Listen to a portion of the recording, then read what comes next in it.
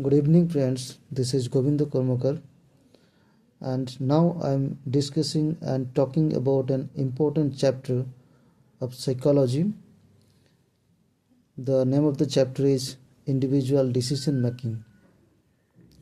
So decision making, this is very important chapter and this is very helpful for the aspirants of civil services like UPSC CSE.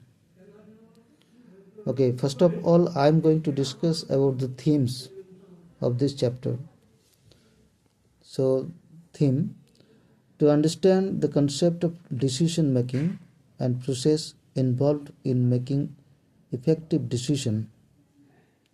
Next, to understand the approaches adopted for decision making.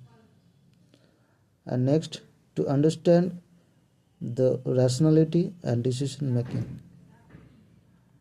And then I am going to discuss about the contents of this chapter. So contents: concept of decision making and concept of decision and decision making. Number 1, types of decision.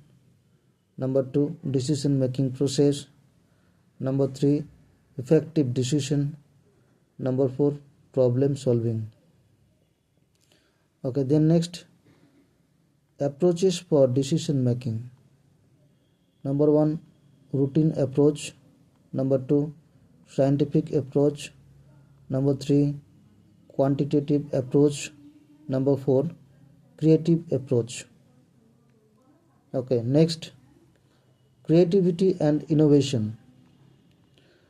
Number 1, innovation generation, innovation diffusion. Next topic, rationality in decision making. Number 1, limits on rationality. Okay, so this is the contents. These topics are there in these chapters, and I'm talking about this. I'm discussing. Okay, so please listen. Decision making is an indispensable component of management process, and a manager's life is filled with making decision after decision to get intended results. Similarly, he is also confronted with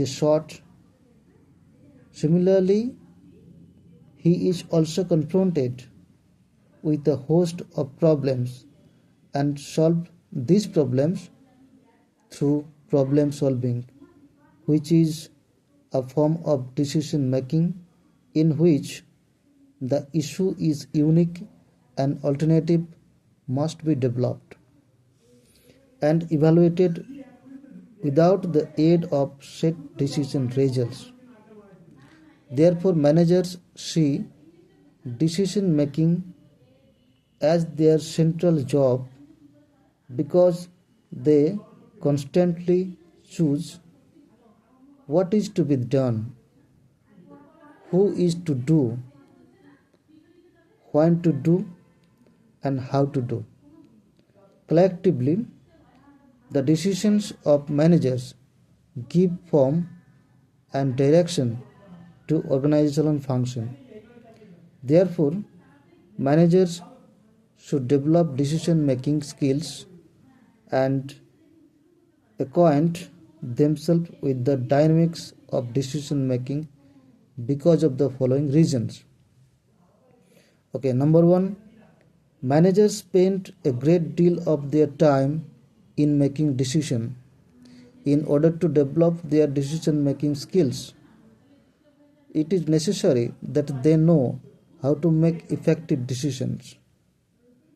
Number 2, managers are evaluated on the basis of quality of their decision making.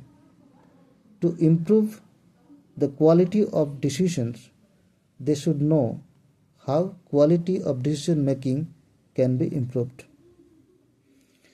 Okay, decision making is both managerial function and organizational process. It is managerial function because it is a fundamental responsibility of every manager. It is organizational process because many decisions transcend the individual managers and become the product of group, teams, committees, etc. In fact, more important decisions are made by a group of managers rather by managers individually. This chapter presents individual decision making, while group decision making will be presented in chapter 13. Okay, so now I'm going to talk about the concept of decision and decision making. Okay, let's see concept of decision and decision making. Before we go through the various aspects of decision making, it is essential to go through the concept of decision making. The word decision has been derived from the Latin word decidere, which means a cutting away or a cutting off, or in a practical sense. Thus, a decision involves a cut of alternatives between those that are desirable and those that are not desirable. The decision is a kind of choice of a desirable alternative. Thus, a decision represents a judgment, a final resolution of a conflict of needs, means or goals, and a commitment to action made in face of uncertainty, complexity, and even irrationality. Decision making is a process to arrive at a decision, the process by which an individual or organization selects one position or action from several alternatives. Decision making, thus, is an act of projecting one's own mind upon an opinion or a course of action. In decision making, three aspects of human behavior are involved.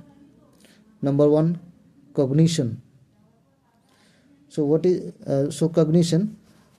Activities of mind associated with knowledge. This is in cognition. And number two, cognition. So the action of the mind implied by such words as willing, desire, and aversion. And number three, affectation. Number three is affectation.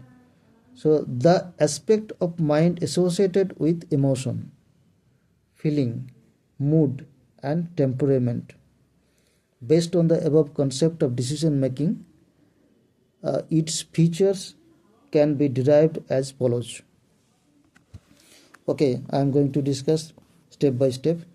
So number one, decision making implies that there are various alternatives and the most desirable alternatives is chosen to solve the problem or to arrive at expected result. A problem situation which does not have alternatives is not really a problem requiring solution through the problem may be quite injurious. Number two, existence of alternatives suggests that the decision maker has freedom to choose an alternative of his liking through which his purpose is served. Number three, Decision making may not be completely rational but may be judgmental and emotional, in which personal preferences and values of the decision maker play significant role. Number 4. Decision making, like any other management process, is goal directed.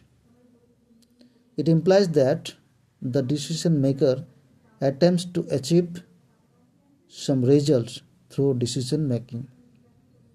Okay, thank you. That's all for today.